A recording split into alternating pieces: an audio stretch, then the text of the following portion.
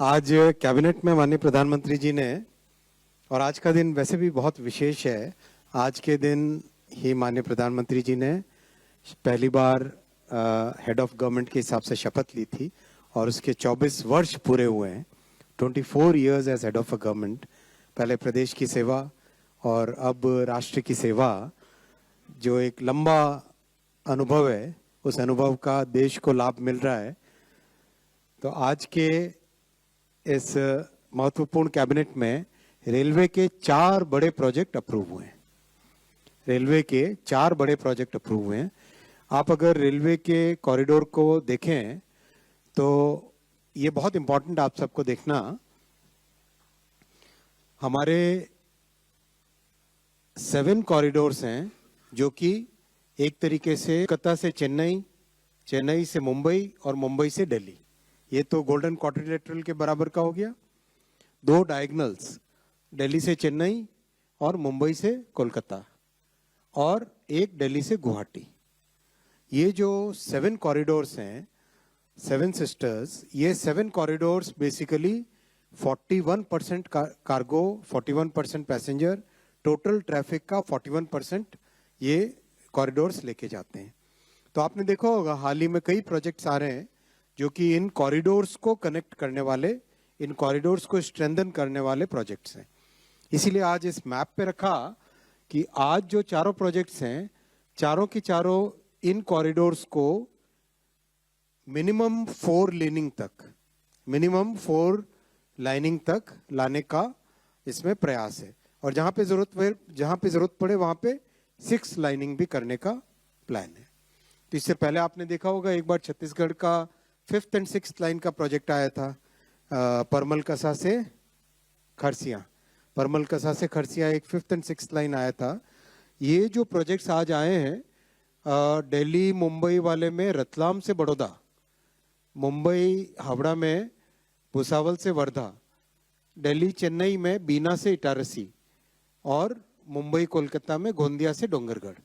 ये 4 ऐसे सेक्शंस हैं जिन सेक्शंस के लिए क्वाड्रुपलिंग का आज इसमें अप्रूवल हुआ है। एक एक करके चारों प्रोजेक्ट्स लेंगे। भुसावल वर्धा में 3rd and 4th लाइन, अभी 2 लाइन सेक्शन है ये, यहाँ पे 3rd and 4th लाइन का आज अप्रूवल हुआ है। बहुत इंपॉर्टेंट कॉरिडोर है ये। हावड़ा मुंबई समझो आप, प्रैक्टिकली भारत के 6 स्टेट्स को कनेक्ट करने वाला ये कॉरिडोर है। डिटेल में अगर देखें, भुसावल से वर्धा, अमरावती, मूर्तियाजपुर, अकोला, बहुत सारे इसमें, खामगांव, जामनेर, जलगांव, उधर आगे वेस्टर्न कोस्ट के पोर्ट्स, सारी की सारी कनेक्टिविटी इन लाइनों से आती है। 314 किलोमीटर का ये प्रोजेक्ट है।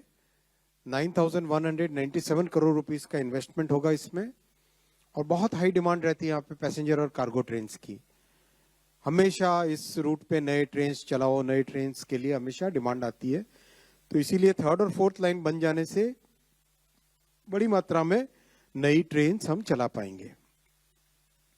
कॉम्प्लेक्स है, 4 बड़े ब्रिज बनेंगे, 72 मेजर ब्रिज बनेंगे इसमें, 537 माइनर ब्रिजेस बनेंगे, फ्लाईओवर्स करीब बनेंगे 10, और अंडरपासेस बनेंगे 62। एक रेल फ्लाईओवर बनेगा। रेल फ्लाईओवर यानी एक रेलवे ट्रैक के ऊपर से दूसरा रेलवे ट्रैक फ्लाई करता हुआ जाए, वैसा एक रेल फ्लाईओवर बनेगा। इस प्रोजेक्ट से करीब 45 crore kilograms carbon dioxide every year बचेगी, which is equivalent to planting 1.8 crore trees, और 9 करोड़ डीजल सेव होगा हर साल, और देश की logistics cost 1014 crore every year इस प्रोजेक्ट से सेव होगी। ये बहुत इंपॉर्टेंट है। हमारा सारा का सारा फोकस क्लीन ट्रांसपोर्टेशन की तरफ है, तो क्लीन ट्रांसपोर्टेशन में railway plays a very major role. Railway और electric vehicles play very major role. दूसरा प्रोजेक्ट है गोंदिया डोंगरगढ़ 4th लाइन। यहाँ ऑलरेडी 3 लाइंस बन चुकी है इस सेक्शन में, और ये भी जैसा आपको शुरू में दिखाया था, हावड़ा से मुंबई का सेक्शन है। यहाँ पे अभी 4th लाइन बनेगी, 3 लाइंस ऑलरेडी बन चुकी हैं। गोंदिया डोंगरगढ़ करीब छत्तीसगढ़ और महाराष्ट्र को जोड़ने वाला है। राजनांदगांव और कई ऐसे जिले हैं जिनसे पास होता है। बहुत सारे यहाँ पे टूरिस्ट डेस्टिनेशंस भी हैं। बहुत ही सुंदर प्राकृतिक सौंदर्य वाला एरिया है ये। 84 किलोमीटर्स का है। 2223 करोड़ रुपीस का इन्वेस्टमेंट इस प्रोजेक्ट में आएगा। यहाँ पर भी बहुत सारे बड़े ब्रिजेस बनेंगे, बड़े और छोटे ब्रिजेस बनेंगे। एक टनल भी आती है इस एरिया में। फ्लाईओवर्स 3 बनेंगे, अंडरपासेस 22 बनेंगे और टोटल 84 किलोमीटर्स। इस प्रोजेक्ट से 23 करोड़ किलोग्राम सेव होगी carbon dioxide every year, which is equivalent to planting 1 crore trees plant करने के बराबर का ये। 4.6 करोड़ लीटर डीजल हर साल का बचेगा देश का, और 514 करोड़ रुपए हर साल लॉजिस्टिक्स कॉस्ट में देश की बचत होगी। तीसरा है बड़ोदरा से Ratlam 3rd and 4th line. 259 kilometres है ये, काफी लंबा सेक्शन है। 8,885 करोड़ रुपीस इसका कॉस्ट आएगा, और गुजरात और मध्य प्रदेश से गुजरता है ये पूरा सेक्शन। इस सेक्शन में बड़े चैलेंजेस हैं। आप जो भी इस सेक्शन से गए हो राजधानी में विशेषकर, बहुत ऐसे स्टीप कर्व्स हैं, बहुत सारे कर्व्स हैं। तो इन कर्व्स पे जहां जहां भी कर्व पे गाड़ी चलती है वहां पे गाड़ी की स्पीड को कम करना पड़ता है। तो इस प्रोजेक्ट के माध्यम से बहुत सारे कर्व्स को भी स्ट्रेटन किया जाएगा और गाड़ी की स्पीड काफी अच्छी इसमें बढ़ सकेगी। और कैपेसिटी, दिल्ली से मुंबई का ये सेक्शन है, दिल्ली से मुंबई का ये कॉरिडोर है। इस कॉरिडोर में कैपेसिटी की दिन रात डिमांड आती है। नई गाड़ियां चलाओ बड़ौदा के लिए, सूरत के लिए, अहमदाबाद के लिए, मुंबई के लिए, लगातार पुणे के लिए, लगातार इस सेक्शन के लिए डिमांड्स आती है। ये इसका डिटेल मैप है। रतलाम से दाहोद होते हुए, गोधरा होते हुए बड़ौदा तक, काफी इंपॉर्टेंट है। नागदा से आगे ऊपर कोटा दिल्ली वो सेक्शन है।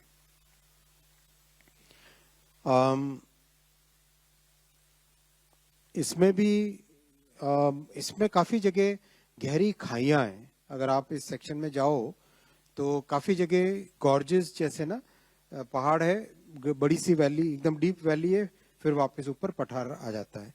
इस तरह का यहाँ पर पूरी टोपोग्राफी है। तो यहाँ पे 5 तो वायडक्ट बनेंगे जिससे कि कॉरिडोर स्ट्रेट लाइन में आए। 57 मेजर ब्रिजेस बनेंगे, 216 माइनर ब्रिजेस बनेंगे, और 2 रेल ओवर रेल फ्लाईओवर, जहाँ पे रेलवे की क्रॉसिंग है वहां पर रेल फ्लाईओवर, ताकि ग्रेड पे क्रॉसिंग न करनी पड़े। काफी बड़ा प्रोजेक्ट है ये, बहुत इंपॉर्टेंट प्रोजेक्ट है, रतलाम और बड़ौदा को जोड़ने वाला। इसमें भी बहुत बड़ा एनवायरमेंटल बेनिफिट है। 38 crore kilogram every year carbon dioxide save होती है, which is equivalent to planting 1.5 crore trees, and about 7.5 crore liters diesel will be saved every year. Logistics cost for the country will be about 856 crore every year on year. Fourth project है इटारसी से भोपाल से होते हुए बीना। यहाँ already 3 lines हैं, इसमें 4th line लगानी है। तो 4th लाइन का ये प्रोजेक्ट है। ये भी काफी लंबा सेक्शन है और बहुत इंपॉर्टेंट सेक्शन है। ये है दिल्ली से चेन्नई वाला सेक्शन, दिल्ली से चेन्नई वाला जो डायगोनल है out of the 7 major corridors, उनमें से ये वाला सेक्शन। और इसमें भी बहुत डिमांड रहती है, लगातार पुणे के लिए, चेन्नई के लिए, मुंबई के लिए डिमांड्स आती है। बेसिकली ये नॉर्दर्न इंडिया, आगरा, इन सबको सीधा कनेक्ट करता है, नीचे मुंबई से एक तरफ और एक तरफ चेन्नई वाली साइड जाने से।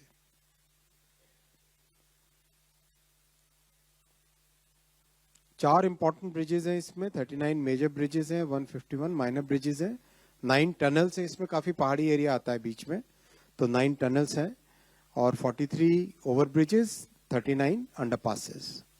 बड़ा प्रोजेक्ट है, 237 किलोमीटर रूट लेंथ है। इस प्रोजेक्ट से भी टूरिज्म कनेक्टिविटी बहुत सारी है। उदयगिरी केव्स है, सतपुरा टाइगर रिजर्व है, पंचमढ़ी है, ये सारी जगह कनेक्ट होती है। और 15 मिलियन टन कार्गो साल का ऐड होगा और 32 करोड़ किलोग्राम्स कार्बन डाइऑक्साइड बचती है इस प्रोजेक्ट से। 1.3 करोड़ ट्रीज प्लांट करें उसके बराबर का ये प्रोजेक्ट है। मतलब 1.3 करोड़ ट्रीज प्लांट करने से जितना एनवायरमेंटल बेनिफिट होता है, CO2 बचता है, उतना ही इस प्रोजेक्ट से CO2 कार्बन डाइऑक्साइड बचता है। और 6.4 करोड़ लीटर्स डीजल हर साल बचेगा, 719 करोड़ देश की लॉजिस्टिक्स कॉस्ट बचेगी।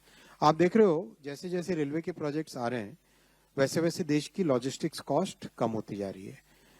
इसका कारण है रेलवे एनवायरमेंटली अबाउट 95% बेटर है और cost wise about 60% come cost होती है रेलवे की ट्रांसपोर्टेशन की पर टन पर किलोमीटर में।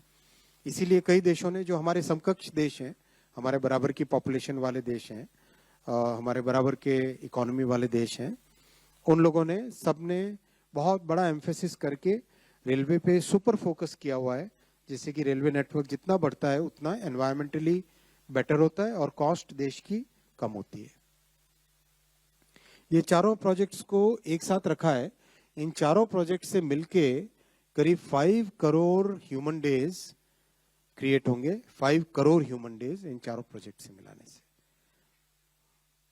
78 million tonne cargo extra add होगा, 139 करोड़ किलोग्राम्स कार्बन डाइऑक्साइड बचेगी और 5.5 करोड़ ट्रीज अगर प्लांट करते तो उससे जितनी कार्बन डाइऑक्साइड बचती उतना इन चारों प्रोजेक्ट को करने से कार्बन डाइऑक्साइड बचेगी। यानी एनवायरनमेंट का कितना बड़ा बेनिफिट है इससे, वो हमारे सामने एकदम स्पष्ट हो जाता है। देश की logistics cost about 3000 crore rupees बचेगी और करीब 28 करोड़ लीटर डीजल हर साल कंजम्पशन कम होगा when these projects are fully functional. So बहुत ही बड़ा है ये प्रोजेक्ट देश के लिए। ओवरऑल रेलवे का, जैसा आपने पिछले क्वेश्चंस पूछा था इसीलिए स्लाइड लगाई, we have become the second largest freight carrying railway, cargo carrying railway in the world, surpassing US. Now we are 1.6 billion ton, 1617 million tons cargo साल का कैरी करते हैं, which is a huge jump from where we were 10 years ago. That makes us second largest cargo carrying railway at 1.6 billion tons. इसमें बहुत बड़ा role Gatishakti cargo terminals का रहा। ये सारे मल्टी मॉडल कार्गो टर्मिनल्स हैं। इसमें अब तक 116 कार्गो टर्मिनल्स कमीशन हो गए एंड 277 और अभी अप्रूवल में, आगे कमिश्निंग में, कंस्ट्रक्शन में चल रहे हैं। फ्रेट कॉरिडोर भी कंप्लीट हुआ, 2741 किलोमीटर्स। और ओवरऑल कई जगह लेटेस्ट टेक्नोलॉजी का उपयोग करके, जैसे ये एक ऑपरेशन कंट्रोल सेंटर है, ये 2 जगह है भारत में, ऑलरेडी बन गया है, 3 जगह बन चुका है। तो ओवरऑल एक नए तरीके से रेलवे का काम कैसे हो वो दिखाने की इसमें कोशिश की गई है आपको, क्योंकि आप कई बार ये प्रश्न आते हैं। तो थर्ड टर्म में, प्रधानमंत्री जी की ऐतिहासिक थर्ड टर्म में, इंफ्रा जो कि हमारे देश की नींव बनता है, जो हमारी नेक्स्ट जनरेशन के लिए, मॉडर्न जनरेशन के लिए एक टोटली नया पैमाना बना के तैयारी करते हैं हम।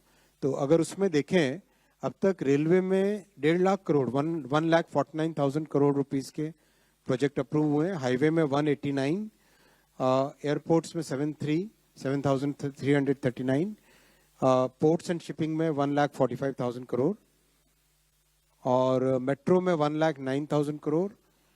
ओवरऑल सब मिला के करीब 12 लाख करोड़ रुपए के प्रोजेक्ट्स अप्रूव हुए हैं। इसका इम्पैक्ट सीधा इकोनॉमी में भी आएगा।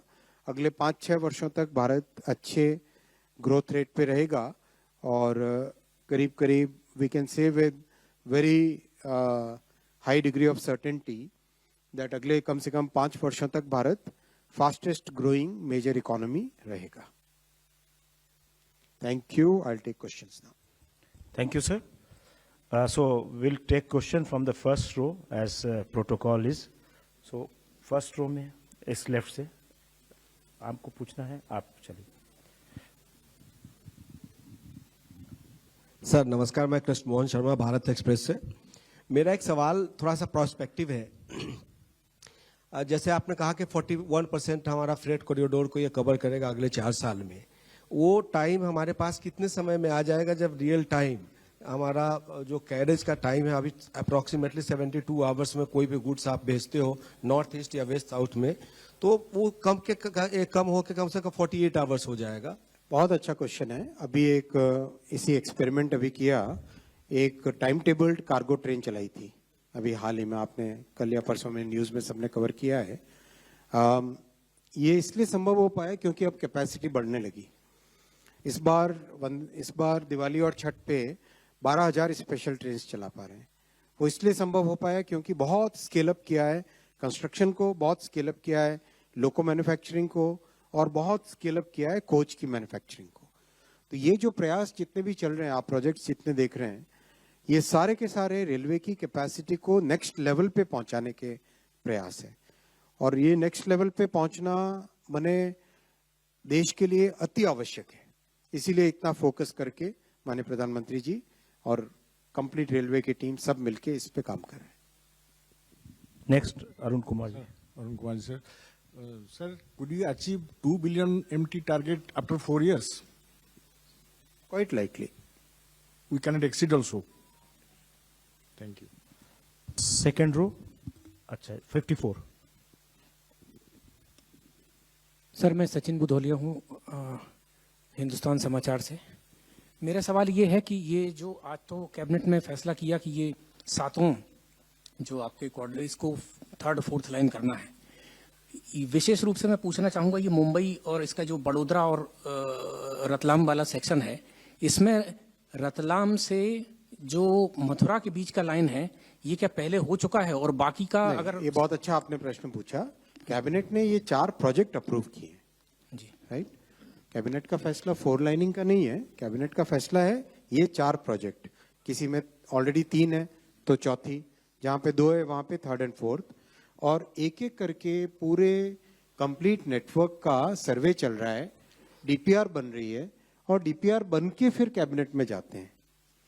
क्योंकि रेलवे के प्रोजेक्ट्स बहुत ही कॉम्प्लेक्स होते हैं, कहाँ पे लैंड अवेलेबल है, कहाँ पे लैंड अवेलेबल नहीं है, तो क्या नया अलाइनमेंट लेना चाहिए जहाँ पे लैंड अवेलेबल नहीं है, कहीं पे कोई फॉरेस्ट है तो सेंचुरी है तो उसको बाईपास करते हुए जाना है। तो आज जो अप्रूव हुए हैं, रतलाम से Baroda third and fourth line, Bhusawal से Wardha third and fourth line, Gondia से डोंगरगढ़ फोर्थ लाइन, बिना से इटारसी फोर्थ लाइन, इस तरह से अप्रूव हुए हैं। अच्छा इसमें क्या कवच जो है वो एक मतलब कवच सभी में इंटीग्रल लगेगा। पार्ट रहेगा, हर एक लाइन में इंटीग्रल पार्ट रहेगा। ठीक। सर असीम मनचंदा CNBC आवाज से। सर इसमें सिर्फ अभी आपने जो दिखाया उसमें सिर्फ मैं दिख रहा था कि एक ही कंप्लीशन दिया 5 साल के अंदर, बाकी प्रोजेक्ट कब पूरे होंगे? 3 साल से 5 साल है, कोई 3 साल का है, कोई 4 साल है, कोई 5 साल है। ओके। नेक्स्ट थर्ड रो में कोई, fourth, okay 24।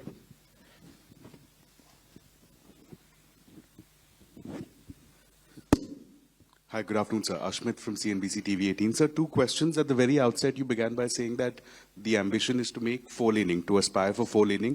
With certain projects, it could also go up to 6. I just want to get a sense if Ratlam Vadodara is one of those areas, given that it has a high demand expectation basis the industrial applications for freight in that particular sector. 4 line is the current estimate. I think with 4 line we can easily sustain it for next 10 years. That's the thinking. 6th line is very highly required in this Chhattisgarh and Western Odisha area, which is where a lot of movement is there.